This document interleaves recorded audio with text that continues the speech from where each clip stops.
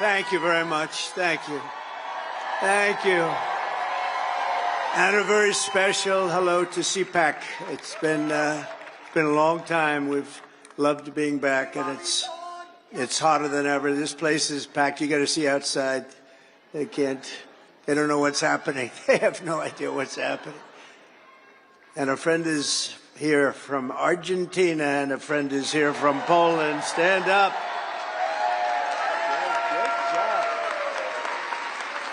Great job.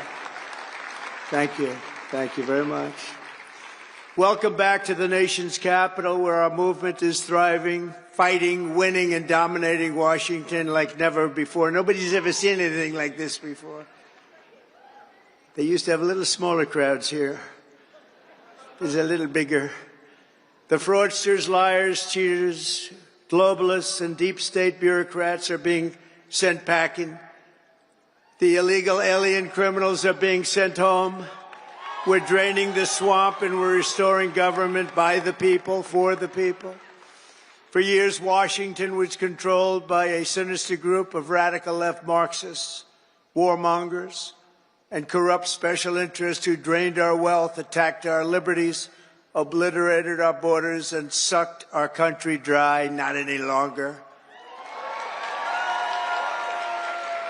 But on November 5th, we stood up to all the corrupt forces that were destroying America. We took away their power.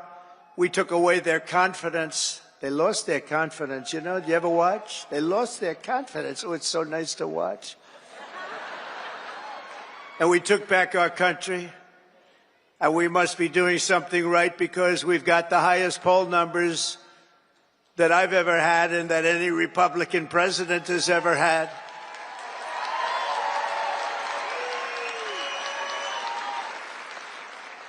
And our approval rating is now the highest ever across all demographics. Rasmussen just came out at 56%, Insider Advantage 56%, RMG Research 57%, and we have many polls in the mid-60s, one at 71%. We like that, 71.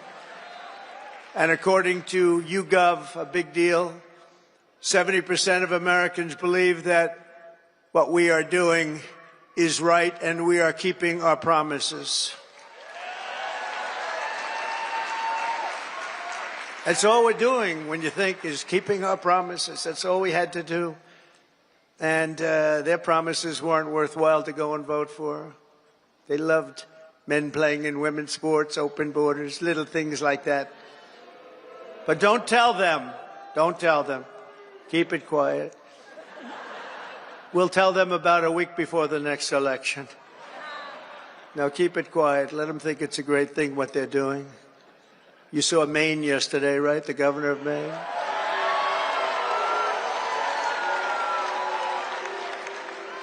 She's fighting to keep men in women's sports. You ever see what happens to a woman when a woman boxes a man who transitioned to womanhood? Did you ever see what happens? It's not pretty. It's not pretty. Let her do that fight. Let them all do that fight. Because I think that's about a 90-10 issue, and I can't figure out who the 10% are. Nobody can. So today I want to say thank you to all of the incredible patriots of CPAC and all of the incredible patriots in our country. 77 million, and it's actually much more than that, because despite that, they cheated like hell. It was just too big to rig. It was too big to rig.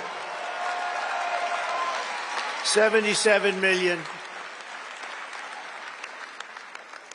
Remember, you used to go, I said, look, we're leading in the polls by a lot. Don't believe the polls. Just go and vote. You got to vote. We got to make it too big to rig. And they tried. But it was too big to rig. One of the great statements. We love it. Because everybody went and voted.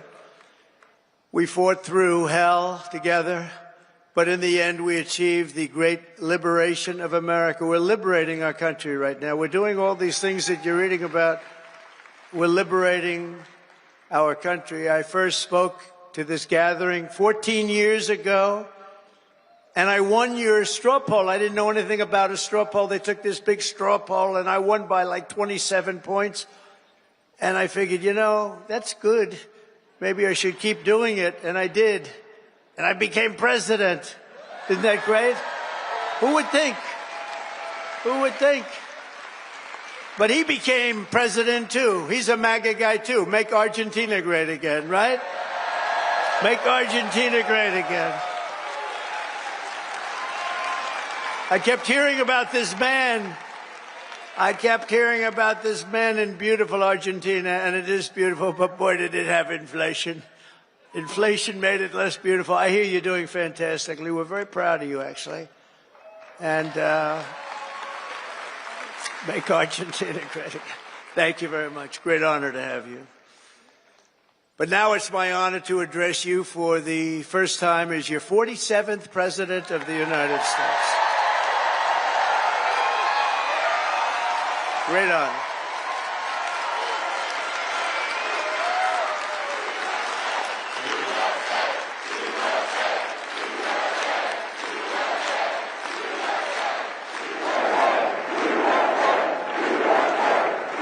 I want to begin by thanking Matt and Mercedes Schlapp for the incredible job they do, and everyone they put together. They put together an amazing team. The American Conservative Union for organizing this event. You have some big players here. Senator Ted Cruz, Eric Schmidt, Jim Banks of Indiana. Where's Eric? Where is Eric? Is it? Hello, Eric. You can see Eric anywhere. If he's right in the back of the room, he stands up. They're all good. These are great people. Representatives Riley Moore, James Comer, Harriet Hagerman, Byron Donalds, our great Attorney General. She's going to be great. Pam Bondi. Where's Pam? I don't know where she is. So many people. So many people. Secretary Doug Burgum. Secretary Chris Wright. Oh, he's going to get that energy out of the ground. Secretary Scott Turner. Our next ambassador to the United Nations, Elise Stefanik, who just gave a great speech, by the way. A very good friend of mine. Is this guy central casting, though? Tom Homan. Is he central casting?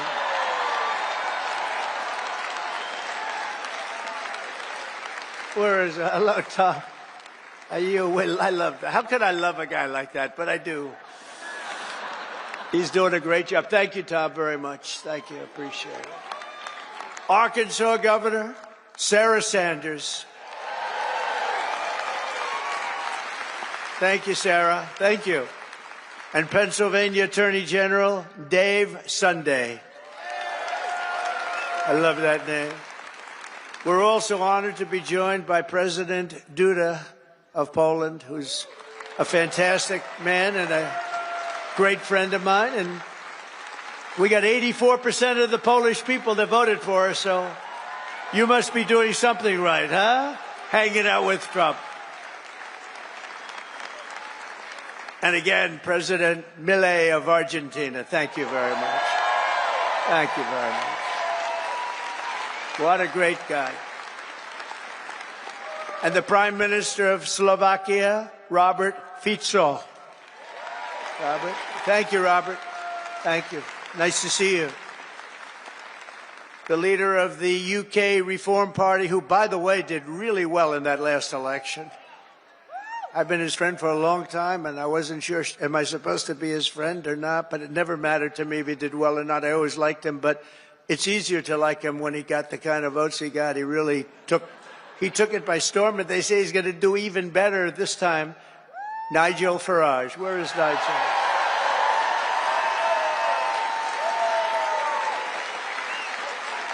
Thank you, Nigel. Thank you. What a great guy. The leader of Spain's Vox Party, Santiago Abascal. Thank you, Santiago. Thank you. Thank you very much. I thought that was you. Thank you very much. Great job you're doing. And a friend of mine, Eduardo Bolsonaro of Brazil, the Chamber of Deputies. Thank you. Thank you. Say hello to your father. Thank you very much. Great family. Great gentleman and your great family. And our great First Lady, Melania, is watching us right now on television, so give her a hand. Give her a hand. Whoa.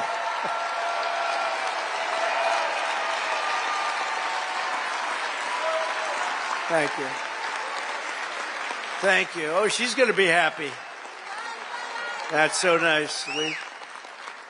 We love our First Lady. Everybody does. With the help of so many incredible supporters here today, we're going to forge a new and lasting political majority that will drive American politics for generations to come. I think we're going to do fantastically well in the midterms. You know, in theory, the one that wins the presidency does not do well in the midterms, but I think this is going to be a change. We're at a level, I don't think we've been at this level maybe ever as the Republican Party. We're a bigger, better, stronger party than ever before. More people in our party than ever before. But the people have given us a resounding mandate for dramatic change in Washington, and we are going to deliver it. We're going to use it, and we're going to make America great again by using it. So it's going to be something. But think of it, at the presidential level, we won the popular vote by millions and millions of votes. We swept all 7 swing states: Michigan, Wisconsin, Pennsylvania, North Carolina, Georgia, Arizona, Nevada, all by great margins. We won 85% of all of the counties in America. That means that map was red. Did you ever see the map? Did you see the certified map? Where is it? I want to see a certified map. It's all red. You can hardly find the blue. Think of this. They won 525 counties, and we won 2,600 counties. It's the biggest margin ever recorded. And incredibly, for the first time ever, all 50 states shifted toward the Republican Party. It's never happened before. So it was indeed too big to rig.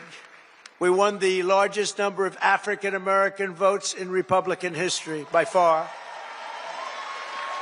We won the largest number of Hispanic-American votes, any Republican ever. Hispanic Americans, we love you. The energy, the brilliance of Hispanic Americans. We won all of the cities and towns along the Texas border, whereas before I ran, we won none. We never used to win any.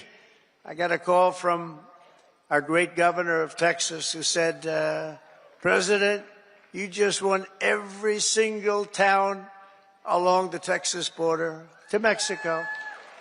I said, oh, is that good? He said, it hasn't happened since Reconstruction.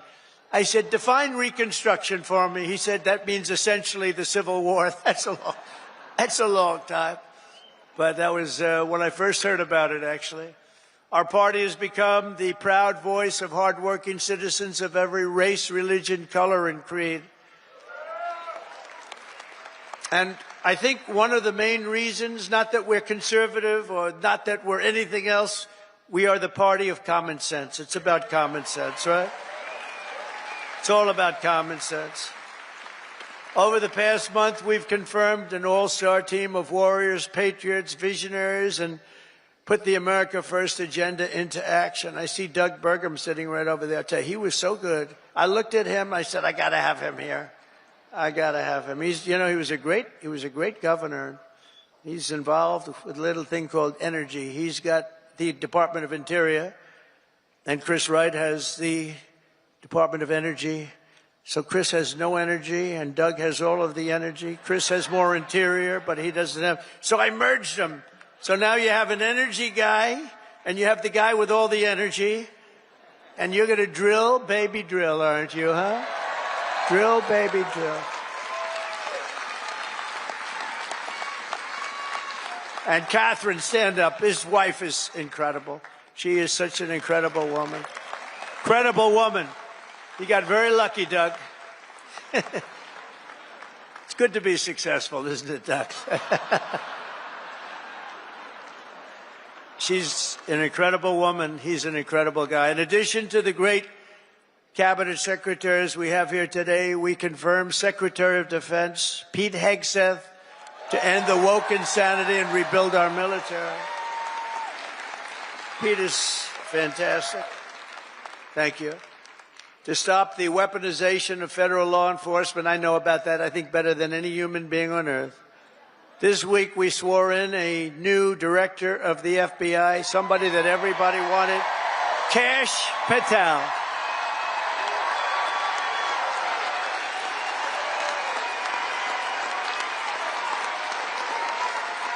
Kash is great. He's a popular guy.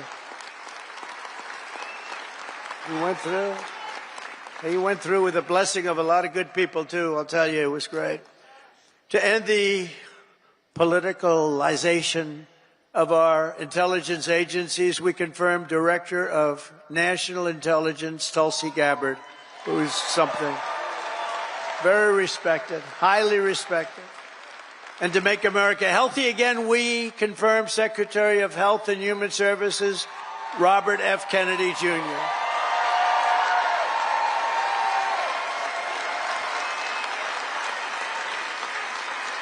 Great guy. We need him. We need him. You know, there's a number on autism as an example with children, autism. And you go back 15 years, it was from 10 to 20,000. You had like 1 in 10 to 20,000. Some say 10, some say 20, but it was in that vicinity. That's a big vicinity.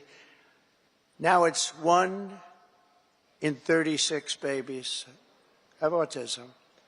1 in 36. Think it was 1 in probably 20,000 people.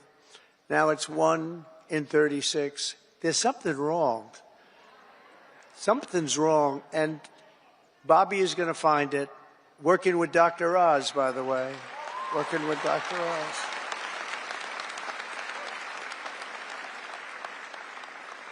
Together, we've achieved more in 4 weeks than most administrations achieve in 4 years. We made a lot of progress. I heard O'Reilly last night say Donald Trump, for the first 4 weeks, is the greatest president ever in the history of our country. That was O'Reilly. Bill O'Reilly is all right. You know who he said second was? George Washington. That's not bad. I beat George Washington. I love beating George Washington. Thank you, Bill. On our first day in office, we declared a national emergency at our southern border. After years of politicians using our military to defend foreign borders while leaving our country defenseless and helpless, we deployed a group of people, active duty troops, to defend our border and repel the invasion of our country. This was an invasion. You know, we had a great first term, a really great first term, and I called it an invasion. And we had great numbers, but now we have the best numbers we've ever had. We've never had numbers like this. We've done it all in 4 weeks. Think of it. That was Tom Homan, Kristi Noem, the whole group. On day one, I ended the catch and release. I reinstated Remain in Mexico, and I signed an order that will end birthright citizenship for the children of illegal aliens. Because it wasn't meant for these children. It wasn't meant for people that escaped or invaded, came into our country illegally. It was meant for the children of slaves. Because when it was done, many, many years ago, it was during a very tough period in this country's history, and that was meant for the children of slaves. I wish people would understand that so they could get this thing approved and we don't have millions and millions of people coming into our country and they shouldn't be here.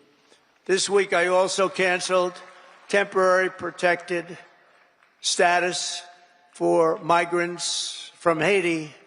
They're pouring into our country, pouring in. If I weren't elected president, there'd be nobody in Haiti anymore. They were pouring in at levels from other countries, too, all over Africa, the Congo, all over South America. And they were coming in from prisons and mental institutions and insane asylums, jails, and gang members and You have to see it. Gang members, drug lords, people that are drug addicted. They were sending them all into our ridiculous and very stupid Biden open border. Our border czar was Kamala. Haven't said that name in a while. I haven't said that name. No, I haven't said that name in a while. Kamala. I'll bet nobody knows her last name. Nobody ever knows her last name. Even during the campaign, you'd have to say Kamala. It's strange, you know, a little different name. Kamala, because her last name was Harris. I used to say Senator Harris. Nobody knew who the hell I was talking about. So I had to go Kamala. But think of it, I was beating Joe badly, really badly, and they changed him. I'm the only one that ever had to beat two people. I had to beat two. Had to beat two. We beat two. I didn't beat. You beat. You beat two people.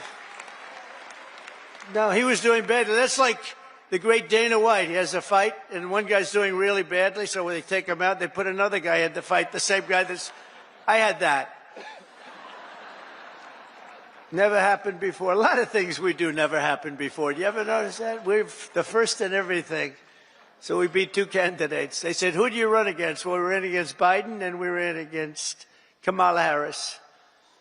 But illegal border crossings now have plummeted by almost 100%. The border czar never called the border, never called the great people of the border. They have unbelievable. I called them so much they couldn't take my calls. They hated me. But then they became to love me. You know why? Because the border people want to have great borders. But you have to call them on occasion. How are we doing today? Pete, how are we doing? You have to call. And we called the right guys. I became friends. You know, the Border Patrol endorsed me.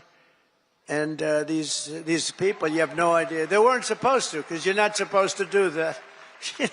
I don't think you're allowed to do it. Actually, they did it anyway. They said, this is crazy. But these are great people, and ICE, and our general law enforcement, and by the way, our great, great firemen and firewomen, too.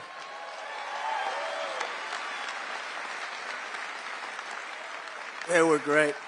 They all endorsed us.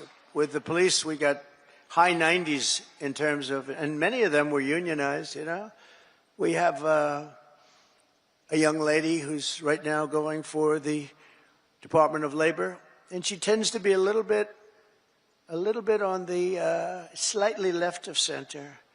And everybody said, why did I do that? I said, you know why I did that? Because unions like her and labor likes her and a lot of people like her, and she's very solid, very strong, and she's going to do the right thing.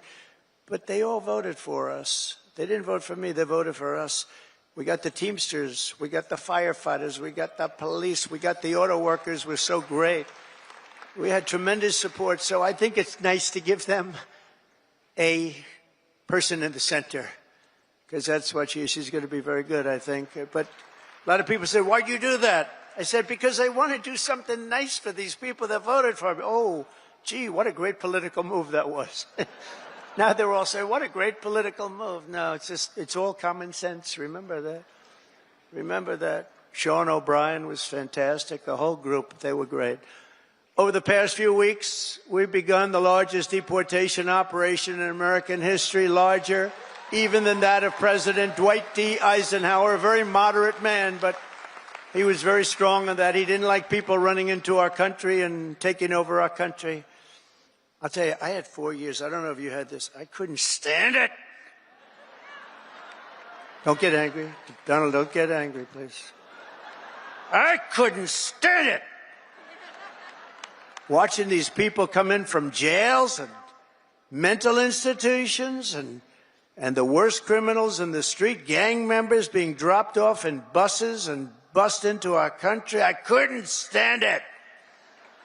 So I said, I'm going to run for president again. And now we don't have that problem. Now we don't have that problem anymore.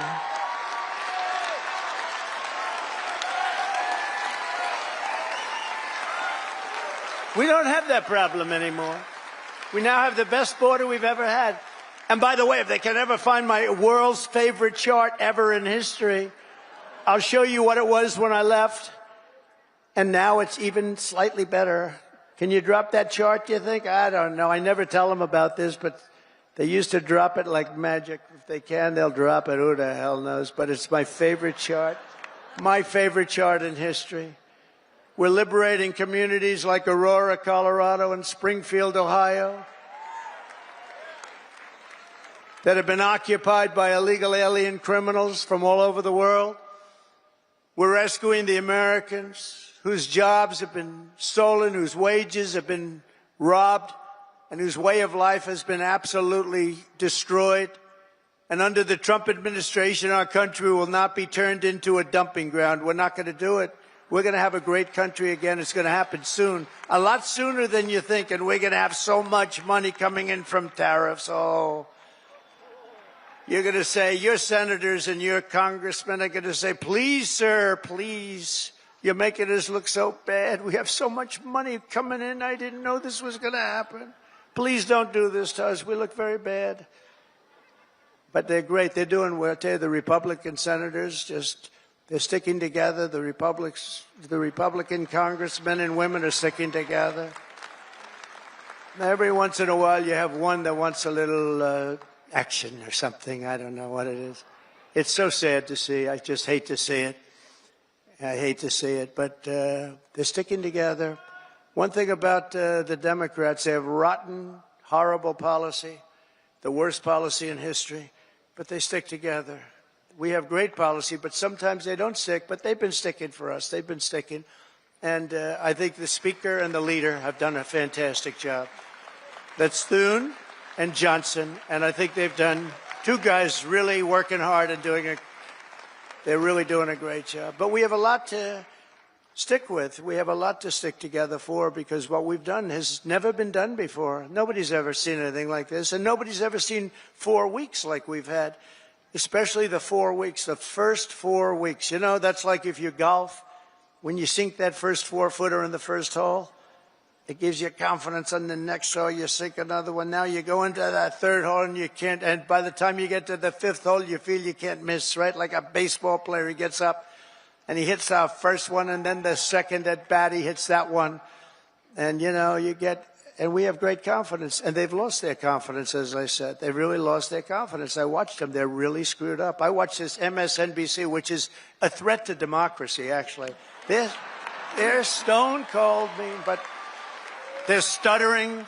They're all screwed up. They're all mentally screwed up. They don't know what. Their ratings have gone down the tubes. I don't even talk about CNN. CNN's sort of like, I don't know. They're pathetic, actually. But MSNBC was mean. Their ratings are absolutely down. There's Rachel Maddow. What does she have? She's got nothing. Nothing. She took a sabbatical where she worked 1 day a week. They paid her a lot of money. She gets no ratings. I should go against her in the ratings, because I'll tell you, she gets no ratings. All she does is to talk about Trump, Trump, Trump, Trump, Trump. All different subjects. Trump this, Trump that. But these people are really, I mean, they lie. They shouldn't be allowed to lie every night. They are really a vehicle of the Democrat Party. They should be paying. Is that Gordon? Yes, is that Gordon? The great Gordon Chang? Is that Gordon? Stand up, Gordon. Wow. We have everybody here today. Thank you very much. How am I doing on China? Am I doing good? Am I doing good on China? Tell you one thing, nobody's ever done like I've done on China. Nobody ever let people know what was happening with respect to China. And I happen to like President Xi, and I have tremendous respect for the people of China, love the people of China. But we've been treated very unfairly by China and many other countries. And we're not being unfairly treated anymore. We had that down to a science in the first term, and then they lost it. You know, we lost over $1 trillion to China this last year under Biden, Crooked Joe Biden. What do we like better, Crooked Joe or Sleepy Joe? Ready? Ready? Crooked Joe or Sleepy? Ready? Crooked Joe. Sleepy Joe. Got to stay with Crooked. He had one ability that I didn't have. He could do something that I couldn't do. I don't say that because he was a horrible golfer. Remember, he challenged me during the debate to a golf match? He said, I'm a 6 handicap. I said, you're not a 36 handicap. He said he's a 6. And then he said, well, I'm 8. Remember? I said, that was quick. Picked up 2 strokes. He said, no, I'm an 8. But he's not a 36 handicap. But he had one ability that was amazing. He could go with cameras on him, television, fake news on him, probably because he knows they wouldn't cover it badly. You know, they covered him as well as you can cover him. How the hell can you cover the guy well? But he had this incredible ability. He could barely walk in the sand. Somebody thought he looked great in a bathing suit. And he'd walk in the sand pulling a thing that weighed about 6 ounces. You know those aluminum? See, aluminum's very good. It's meant for children and very old people to lift, right? So he would put it down, and he'd put it down, and he'd fall into it, and he'd immediately fall asleep in front of the media. I could never do that. That's the only thing. That's the only thing. I could never do it. No, he was Sleepy Joe, but he was crooked as hell. You know, there's no question. He was a sleepy, crooked guy. Terrible, terrible president. He was the worst president in the history of our country. I don't care. I'll say it. Jimmy Carter passed away recently, and he passed away a happy man. He was a happy man when he passed away because he said that it's not even close. Joe was the worst, and believe me, I have to clean up the mess. I'm cleaning up the mess, and it is a mess on the border with inflation. Could go over every single thing he touched. Turned to shit, okay? Everything. It's true.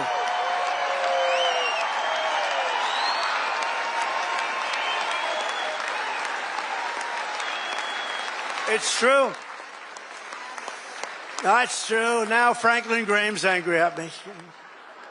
You know that. Franklin wrote me a letter. He said, I love your speeches. I love them so much. But they'd be better if you would never use foul language. And I told him, I said, Franklin, you know, Franklin Graham's a great guy, by the way, does a great job. The son of the great Billy Graham, right? But I said to Franklin, you know, sometimes you need it for emphasis.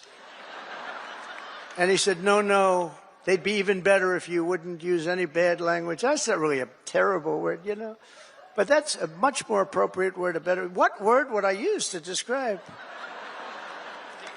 What word could I use? It's and we have to be truthful too. So you know, all countries are now taking their illegal aliens back, even those that stated strongly, "We will never take them back. Don't ever send them to us." But they said that during the Biden administration. They never said it during my administration. Venezuela's taking them back. Colombia's taking them back. Remember, Colombia said, "We will not take them back," he said. And within about 13 minutes, I think, we would love to take them back. In fact, we will send our planes to pick them up. Remember? And they said, what happened? What happened? And you see these Venezuelan planes loaded up with some real nice people. You wouldn't have wanted to be the pilot on any of those planes. But they know we're not playing games, and just this week I officially designated bloodthirsty cartels and murderous gangs as foreign terrorist organizations, something which Biden didn't want to do and nobody wanted to do. It's true. The full might and power of the federal government will now be dedicated to eradicating MS-13, Tren de Aragua. That's the Venezuelan prison gangs. These are very nice fellows. The only thing good about them is they make our criminals look like nice people. It's true. Remember when they used to say, people that come in from foreign countries are nice people. These are wonderful people. These are good people. They're not murderers. They're not terrible. These people make us look like babies, okay? You know the Hells Angels? They're among the nicest people on earth when you compare them to these thugs. And the Hells Angels actually love our country, if you can believe that. They actually do. but their members and their leaders in the United States will be hunted down. I'm talking about MS-13. They're hunting them down. We removed tens of thousands, MS-13, Trendiragua, rooted out, arrested, and expelled from our soil like the savage monsters that they are. We don't have anybody coming up from Argentina. Nobody's coming up from Argentina to facilitate the mass removal of criminal aliens. I also issued an executive order to make available the full capacity and detention. We're going to use Guantanamo Bay. We have a detention facility that's actually massive. Nobody even knew it existed. Holds thousands of prisoners. We never used it. For 4 long years, you had a president who put illegal aliens up in penthouse suites in beautiful hotels on Park Avenue, on Madison Avenue, or on Fifth Avenue in Manhattan. Now you have a president who is stamping their ticket to Gitmo on a one-way trip back to the places from which they came. Wonderful places. Big difference. My administration is also moving swiftly to save the U.S. economy from the train wreck of inflation and worse that Joe Biden created. I withdrew from the one-sided Paris Climate Accord. It was a disaster. It was a disaster. I terminated the Green New Scam. One of the greatest hoaxes ever played on this country is the Green New Scam. We spent trillions of dollars on this nonsense, and just a total hoax. It really set back our country, I want to tell you, monetarily and every other way. And I canceled Joe Biden's insane electric vehicle mandate, where everybody has to have an electric car. And if you want an electric car, get an electric car. If you want a gasoline-powered car, if you want to have a hybrid, you get it. The only thing you can't do is a hydrogen-powered car. You know why? They said it really works great, but when it doesn't work, you never find the body. That's a bad sign. You know, when it doesn't work, they found the body on a tree about 250 yards up the road. It's seriously bad. So we'll leave hydrogen out of it for a little while, I think, or maybe permanently. I'd say permanently.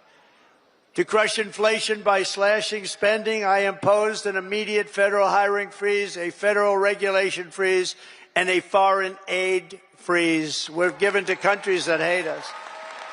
We're giving billions and billions of dollars to countries that hate us. And I signed an order creating the Department of Government Efficiency. You probably haven't heard of it, which is now waging war on government waste, fraud, and abuse. And Elon is doing a great job. He's doing a great job.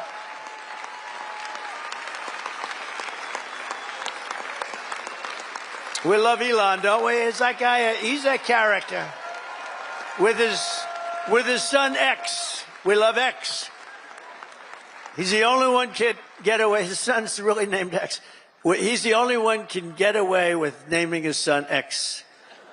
If we ever did it, they'd say, you're crazy. But he's great. He's doing a great job, and he doesn't need this either. He doesn't need it, but he wants to see, he's a patriot. People said, well, what official position does he have? I said, patriot. Oh, they didn't know. They said, that was good. He's a patriot. Here are some of the flagrant scams that, as an example, they've spent money on and we've been able to recapture for a large dose of it at least. $520 million for a consultant to, think of it, $520 million. $520 million. When I hire consultants and they just take advantage of me, it's a horrible thing to watch. And I give them $25,000. I feel I'm overpaying. These guys got $520 million. Environmental, social, governance, and investments in Africa. $25 million to promote biodiversity, conservation, and socially responsible behavior in Colombia. This is Colombia, South America, not Columbia University. Of course, that might be worse, actually, based on their actions. $40 million to improve the social and economic inclusion of sedentary migrants. Nobody knows where. Who are they? Where do they come from? Just sedentary migrants. Nobody even knows what a sedentary migrant is. If they were sedentary, they wouldn't be a migrant, right? They wouldn't move. No, they wouldn't move. They'd stay in the same place. Right, Doug? $42 million for social and behavior change in Uganda. $10 million for Mozambique medical male circumcisions. Why are we going to Mozambique to do circumcisions? It's a lot of money. $14 million for improving public procurement in Serbia. Here's a beauty. $486 million to a consortium of elections and political process strengthening ideas, of which $22 million goes to inclusive and participatory political process in Moldova. $29 million goes to strengthen the political landscape and help them out so that they can vote for a radical left communist in Bangladesh. You had to see who they supported. You wouldn't believe, yeah, you would believe it. Nobody in this room would be in that group.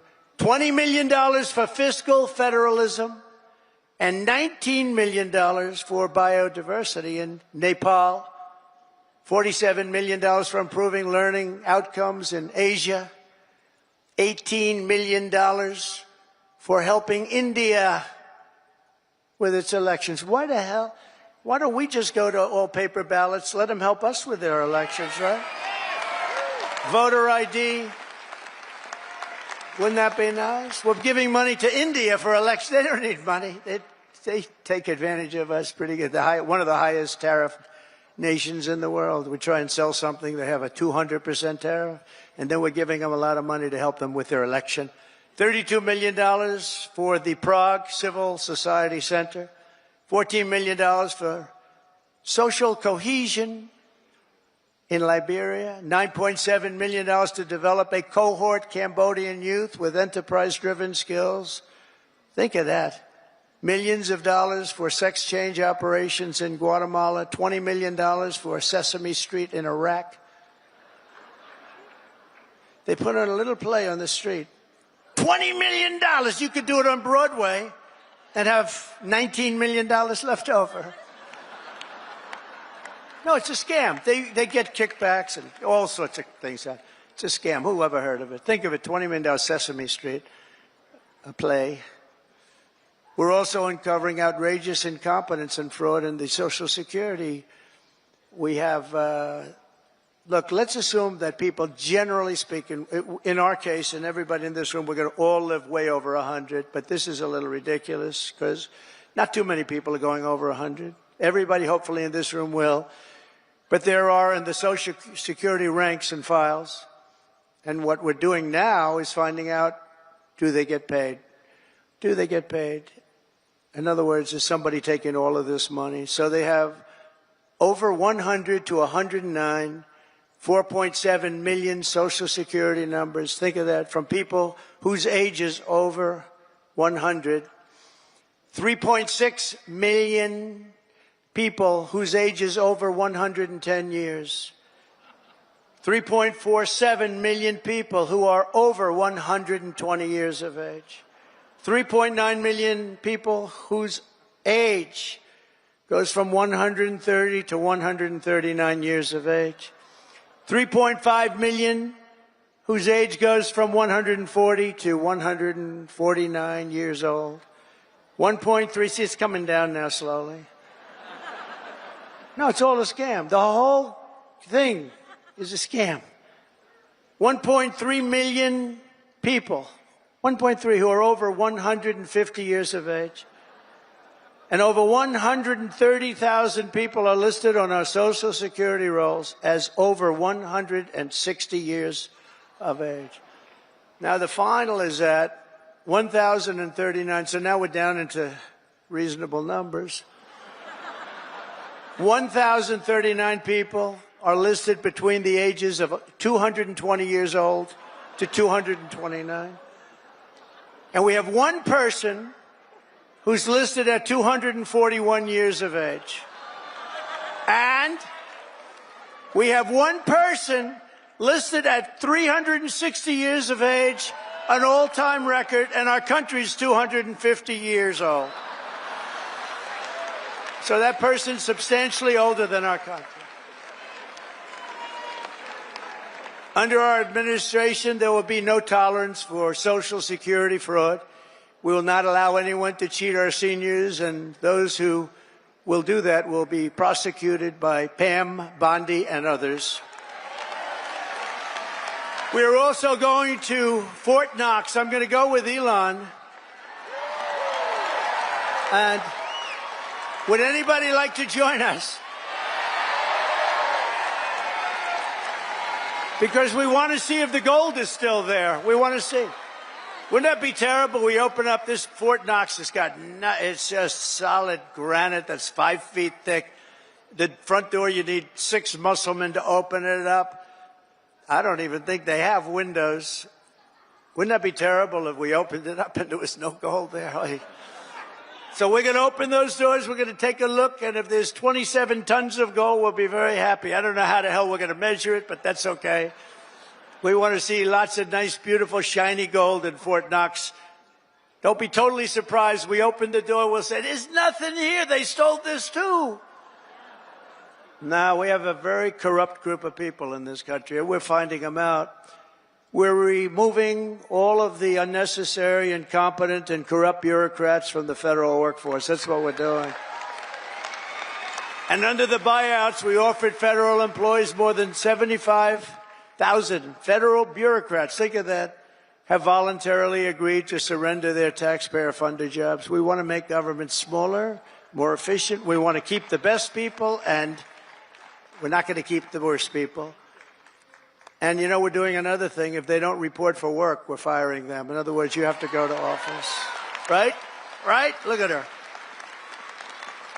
If you don't report to work, you know, that's another scam. You know, who the hell, if I'm staying home, I'm going to, let's see, my golf handicap would get down to very low number. You'd be shocked if I told you the real number. But I would be so good, I'd try and get on tour. I would be so good. I'd call up, I'd say, listen, I'm really working here. Where are my clubs? Where are my clubs? Either that or, in many cases, they have second jobs while they're getting paid by us. So one of the reasons they're leaving is because they don't want to have to show that. And we're demanding to see that information. How many jobs have you had? Who paid you while you were working for the government? And we are demanding that people, if they work for the government, they have to show up and sit in an office and do their job, right? And we've also effectively ended the left-wing scam known as USAID, the agency's name. Has been removed from its former building, and that space will now house agents from Customs and Border Patrol. Beautiful. And at the ultra-left CFPB, which was terrible. So many people have been hurt by that. I used to get calls from lending officers, from owners of small banks, and they were almost crying what they did to those people. They destroyed them, put them out of business. It was established by Elizabeth Pocahontas Warren. Does anyone know? Remember the Pocahontas scam? I'm an Indian, therefore I'm entitled to be a senator. I'm an Indian. She said, could we see proof of that, please? She said, well, the only proof I have is my mother said I have high cheekbones. Oh, that's no good, right? Remember she went out? I really spooked her, I tell you. Remember she went out, she couldn't take it anymore. She was calling her Pocahontas, Pocahontas. Everyone knew she was not an Indian. I had more Indian blood than her, and I have no Indian blood. I'd be honored to, but I don't have any, but I had more than her. Do you remember she went out and she had a blood test? And it came back and she was so happy because it said 1,024th. That means everybody in this room had more than her. But because there was even a scant, in other words, 1 million years ago, something could have happened. And she was so happy that she released it and she got killed. That was the end of her presidential career. She does not like me very much. But she's a very angry person. Do you notice the way she is? She's always screaming, and she's crazy. These people are crazy. The radical left is meaner. Yes. I don't know what it is, Doug. They're meaner than us, aren't they? We're like normal people. You know, we're smart, we get our word, but we don't go crazy. Of course, they'll take my little rant from 15 minutes ago, the fake news. He lost control on the stage. He lost control. And they'll have me screaming, having to do with Franklin, poor Franklin. He lost control of the stage. Oh, these people are bad. They are really sick, too. I don't get it. You know, you think they'd want to love our country. They have no ratings anymore. Nobody listens to them. Nobody believes the fake New York Times. Washington Post is doing no business. They're losing all their business. Nobody believes them. But we've escorted the radical left bureaucrats out of the building and locked the doors behind them. We've gotten rid of thousands.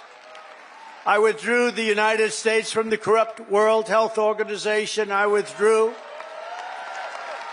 from the anti-Semitic UN Human Rights Council. The council is horrible, and I withdrew from the terror-supporting UN Relief and Works Agency. The UN has such great potential, but not the way it's run now. It's terrible the way it's run now. We stopped all taxpayer money to these corrupt institutions. And by the way, just so, because who the hell knows, we got to talk about something very important. The war between Russia and Ukraine. People are being killed, mostly young men, mostly Russian and Ukrainian men, at levels you've never seen before, thousands of people a week. And I've spoken to President Putin, and I think that thing is going to end, but it's got to end. It's a horrible, horrible thing to watch. I'm dealing with President Zelensky. I'm dealing with President Putin. I'm trying to get the money back that, or secured, because, you know, Europe is given $100 billion. The United States has given $350 billion because we had a stupid, incompetent president and administration. 350. But here's worse. Europe gave it in the form of a loan. They get their money back. We gave it in the form of nothing. So I want them to give us something for all of the money that we put up. And I'm going to try and get the war settled, and I'm going to try and get all that death ended.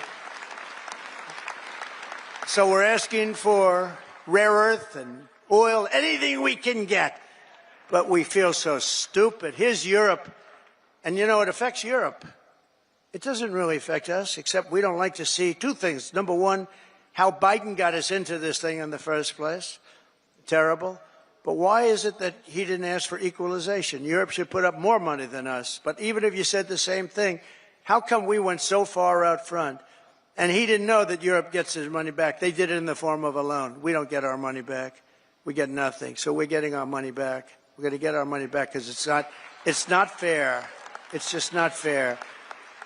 And we will see. But I think we're pretty close to a deal, and we better be close to a deal, because that has been a horrible situation. It would have never happened if I were president. And by the way, October 7th, Israel would have never happened if I was president, too. It would have never happened.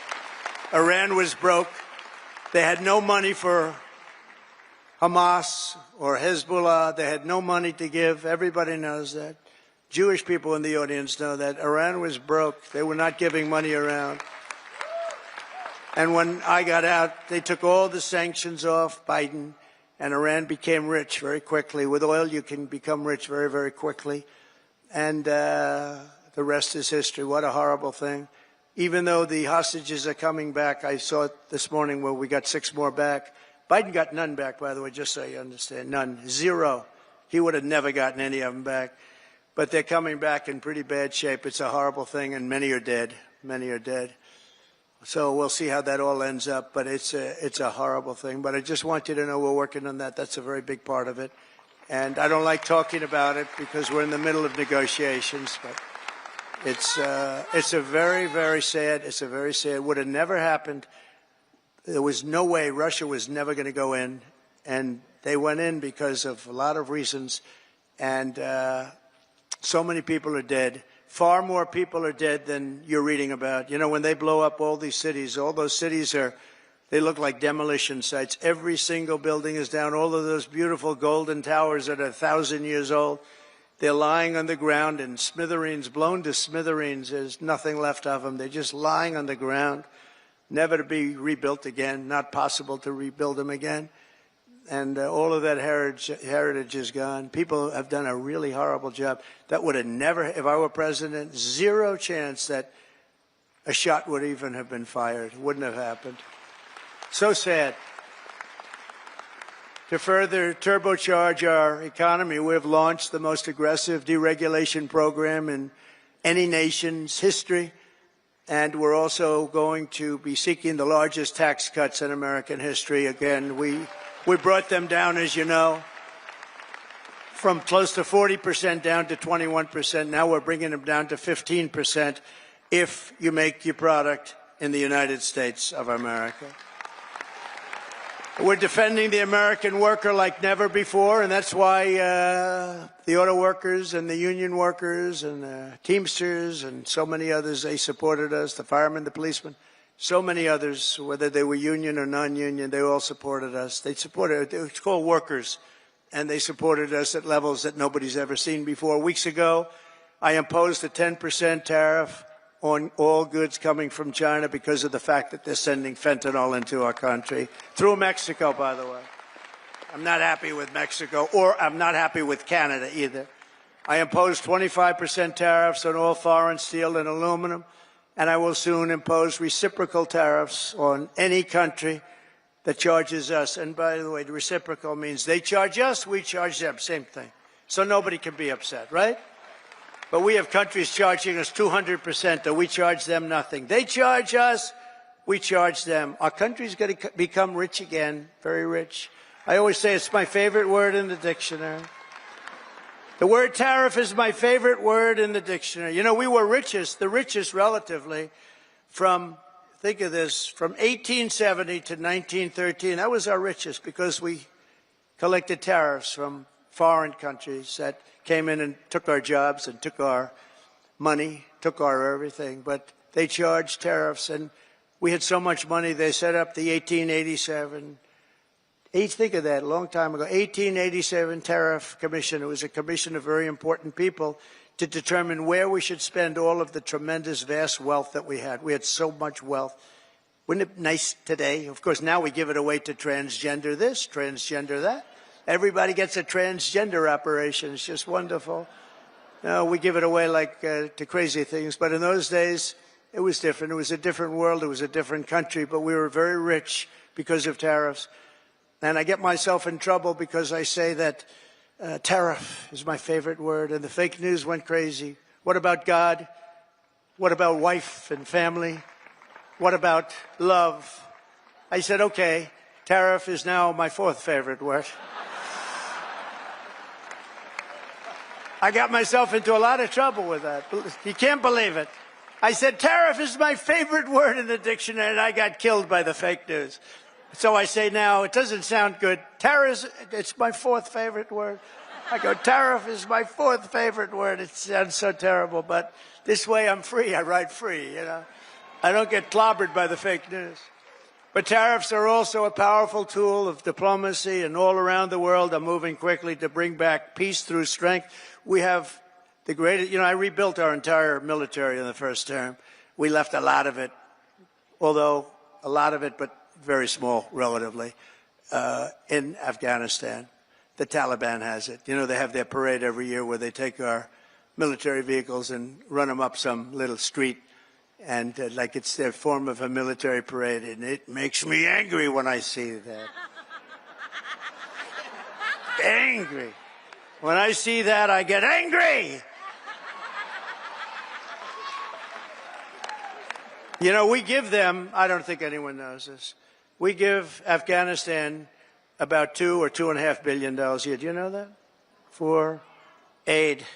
We need aid ourselves. And I'm going to go back, and I told them yesterday, I want to look at it, but if we're going to give them money, it's okay. But I want them to give us back our military equipment that they have. Right? They're selling it.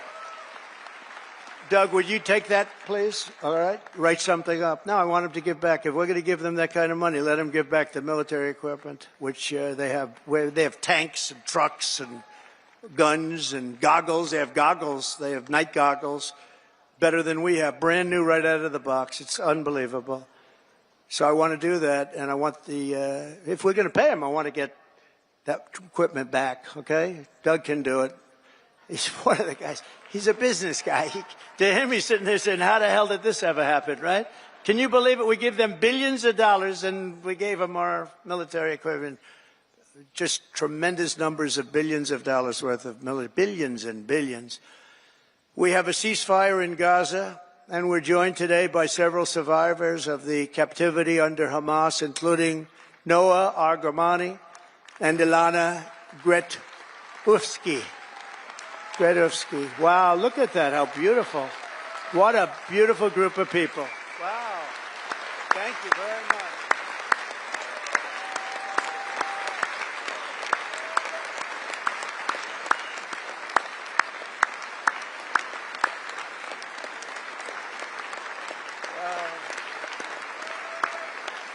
Thank you very much. And you're sitting next to a great guy, Sebastian Gorka, who's also now in the administration. From day one, right, Sebastian? He's been a loyalist from day one. We love Sebastian. Thank you very much, Sebastian. Thank you, everybody. That's very nice. Beautiful. We're going to make it work somehow, you know. We're doing the best we can. We started. It should have never happened. That's the sad part. Would have never happened. If I were president, and I should have been, if I were president, it would have never happened, but it did so. We're doing the best we can with it. Thank you very much. Thank you.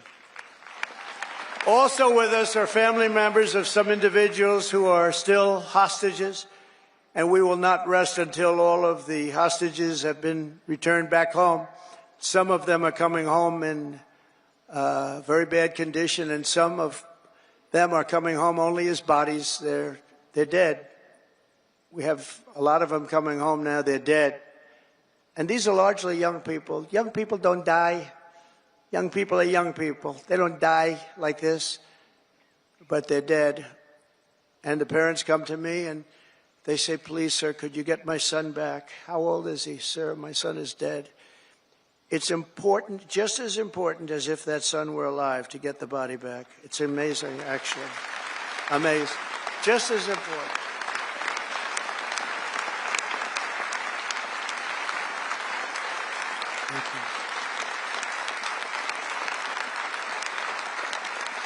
Thank you. It's amazing, though, the parents. The parents are strong. I mean, look, strong. What does strong mean? Strong is their life is ruined. Really, it's ruined. I see the people. But they come up to me, and it's so important to get the body back. They know. And some are not sure. They're 80% sure he's dead or she's dead. But they have that little glimmer of hope, and I say, let them have that hope, right? Let them have that hope. But getting the body back is just as important as getting the son back healthy or the daughter back healthy. It's amazing to see when I see the level of intensity and love and sorrow and tragedy. As I said in my inaugural address, it's my hope that my greatest legacy will be as a peacemaker, not a conqueror. I don't want to be a conqueror.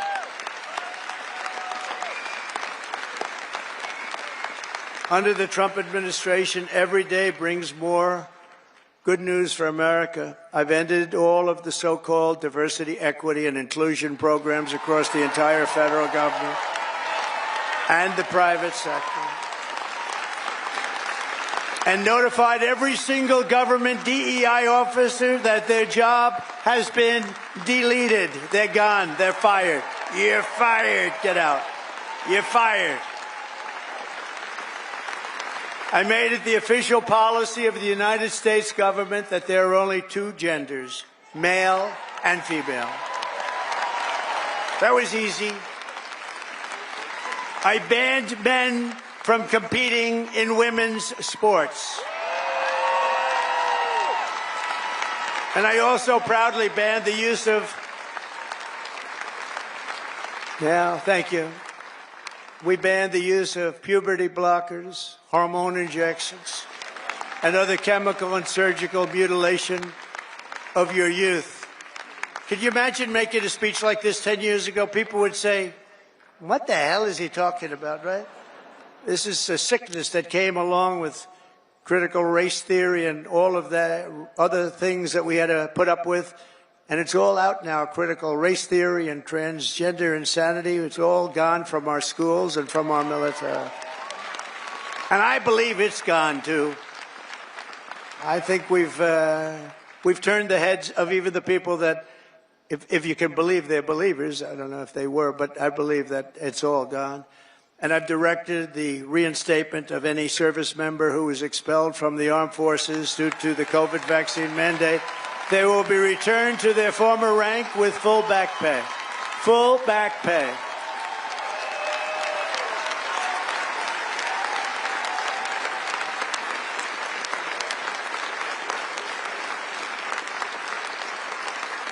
I banned government censorship from your voices and brought back free speech in America. We have free speech. We didn't have free speech. We do have it now, actually. Now, this was a very vicious regime, you know. I was put under investigation more so than the late, great Alphonse Capone, one of the great killers of the world. Trump, my father would look down my mother. How the hell did this happen to my boy? This wasn't... No, I was under investigation at a far greater level than Al Capone or anybody else, probably in the history of our country. These people are sick. They're sick. They're bad people. I ended Joe Biden's weaponization as soon as I got in. I said, I'm going to hit him with the same stuff. But I ended his whole weaponization of our government and removed his hand-picked radical left Marxist prosecutors from the Department of Justice. I was so happy to do that. They weaponized government. They weaponized government. I pardoned hundreds and hundreds of Biden's political prisoners, including Christians, pro-life activists, and the J6 hostages who were treated terribly for years.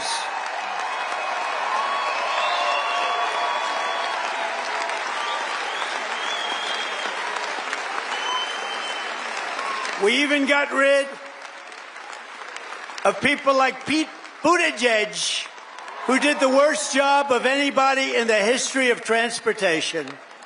What a bunch of losers. I revoked the security clearances of Anthony Blinken, Jake Sullivan, John Brennan, James Clapper, and every non-patriot who lied to cover up Hunter Biden's laptop from hell. We took away their security clearances. And they're not allowed to enter any government building either.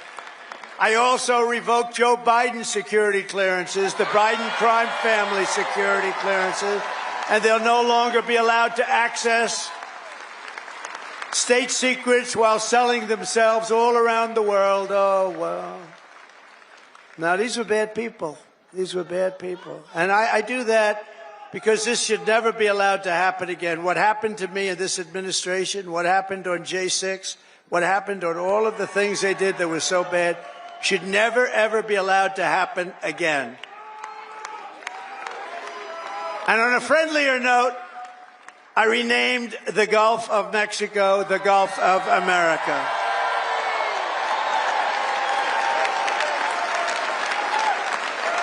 And we are restoring the name of a great president, William McKinley, to Mount McKinley in Alaska. And as you know, many years ago, Jimmy Carter gave away the Panama Canal. And Panama started the process of giving the Panama Canal, by the way, the most expensive development ever in the history of our country, relatively. It would have been $1.5 trillion in today's dollars. 38,000 people died from our country building the Panama Canal. They died from mosquitoes and snakes. Think of it. They paid them 5 times their salary. They brought them to Panama, and they had a 25% chance of dying. They dug under nets so the mosquitoes wouldn't get them. But we lost 38,000, mostly men, laborers, construction workers, because it was such a harsh way to live. It was very brutal. They died. 38,000. Again, it was the most expensive thing we ever built, and they gave it away for $1 to Panama. And last year it made $5 billion. Also, that's one of the most successful projects ever built in terms of money, monetarily. And it's the 8th wonder of the world. It connects 2 oceans, with one being 16 feet higher than the other. Think of it, the Pacific and the Atlantic. Think of what that is. You're going through dikes and canals. Amazing what they did. It was really a wonder of the world. We gave it away for nothing. But we didn't give it to China. We didn't give it to China. We gave it to Panama. We're going to take back the Panama Canal.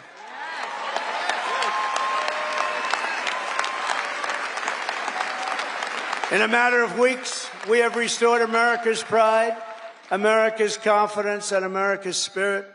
According to a brand new poll from Rasmussen, the number of Americans who believe we are on the right track now exceeds the number who think we're on the wrong track. This is the first time in 23 years. That's hard to believe. And we had one poll where we're at 81% right track, wrong track. I guess it depends on who, but that one poll, because Rasmussen's been a good poll, first time in over 20 years that we've had a positive number on that. That's great. That's great. November 5th, 2024 will go down as one of the most important days in the history of our country. I'm pointing to Mike Lindell. That man suffered. That man suffered. The FBI thugs went up to him and they took away everything he had. He suffered. And Mrs. Lindell,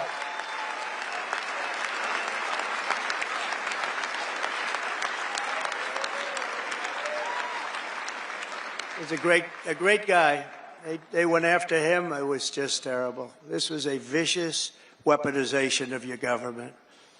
But he's all, I'll tell you, he stood up. He's all man. He stood up strong, and nothing was going to faze him. And I want to thank you on behalf of everybody, Mike. You put up with a tremendous amount.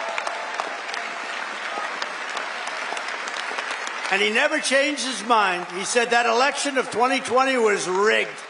And he's more of a believer today than he was even 4 years ago. But now it's okay to say it, Mike. Now it's fine. Now, that's why, you know, when it comes to a day where you can't challenge crooked elections, we've got a real problem in this country.